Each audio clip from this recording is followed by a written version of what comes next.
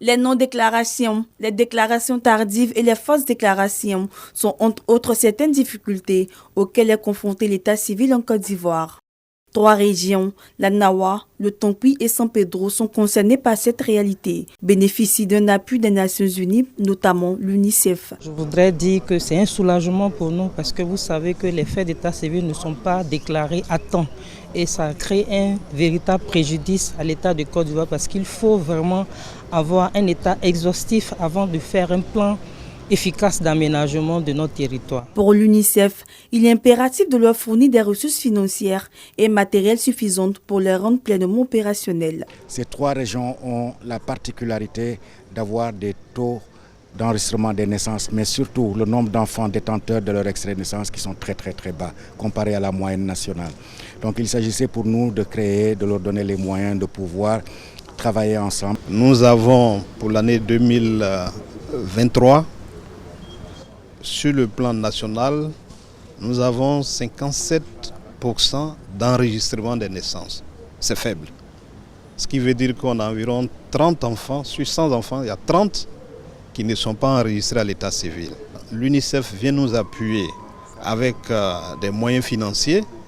Le message important ici, c'est de dire aux pôles régionaux responsables de ces pôles-là qu'il y a un devoir de redevabilité, il y a un devoir de compte rendu à faire. L'objectif de cette action est clair, redynamiser les pôles d'état civil de ces régions et améliorer leur capacité opérationnelle dans l'enregistrement des faits d'état civil.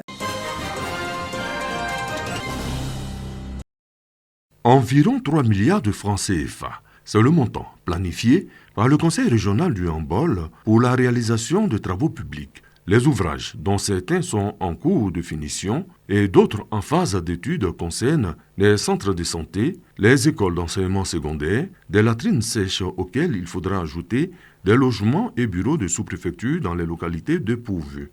Le reprofilage lourd de routes villageoises figure également dans le livre de développement infrastructurel du Conseil dirigé par le ministre Ibrahim Khalil Konaté qui visite de jour comme de nuit certains chantiers en plus des fermes avicoles qu'il compte installer dans toutes les sous-préfectures de la région du handball.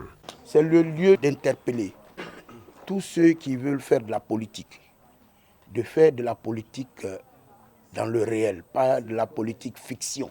Vraiment, avant d'ouvrir la bouche, il faut la tourner par plusieurs fois avant de s'attaquer à la gouvernance du président Alassane Ouattara. Il faut faire attention parce qu'on peut se faire moquer, parce que les autres nous observent et ils savent d'où la Côte d'Ivoire est partie de 2010 et où la Côte d'Ivoire est en 2024 avec un budget de 15 339 milliards de francs CFA, s'il vous plaît. La population ne manque pas d'exprimer leur gratitude. Dara vient de loin. Dara n'avait pas de maternelle. Aujourd'hui, Dara a une école maternelle. Dara n'a pas de bitume. Aujourd'hui, Dara a le goudron. Dara n'avait pas de château d'eau. Aujourd'hui, Dara a un château d'eau. Dara n'avait pas d'antenne pour la téléphonie. Aujourd'hui, on peut être à Dara communiquer comme on veut. Au nom de tous les villages de Dara, nous disons merci au président. Au dit du président du conseil régional du handball, le ministre Ibrahim Khalil Konaté, le rythme de développement dans sa région a quintuplé depuis 2010.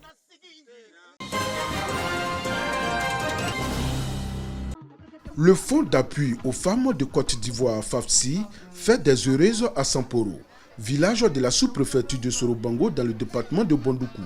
Au nombre d'environ 300 femmes, elles ont reçu des chèques d'une valeur de 10 millions de francs CFA pour entreprendre des activités génératrices de revenus. Recevant les chèques, les bénéficiaires ont exprimé leur gratitude à la première dame de Côte d'Ivoire, Dominique Ouattara, pour ses nombreuses actions en faveur des femmes ivoiriennes.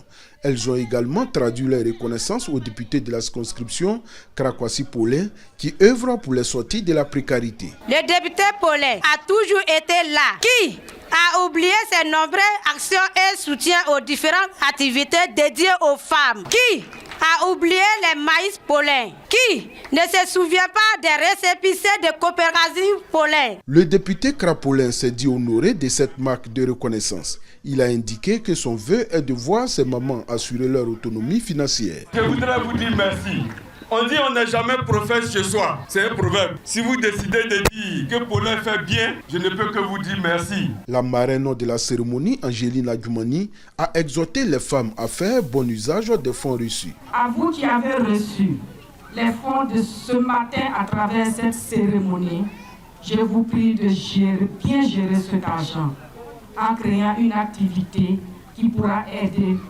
vous, vos familles. Aussi, je vous exhorte à les rembourser afin que d'autres femmes puissent en bénéficier. Comme contribution pour soutenir les femmes de Samporo dans leurs activités, Angéline Adjoumani leur a fait don d'un tricycle plus du numéraire.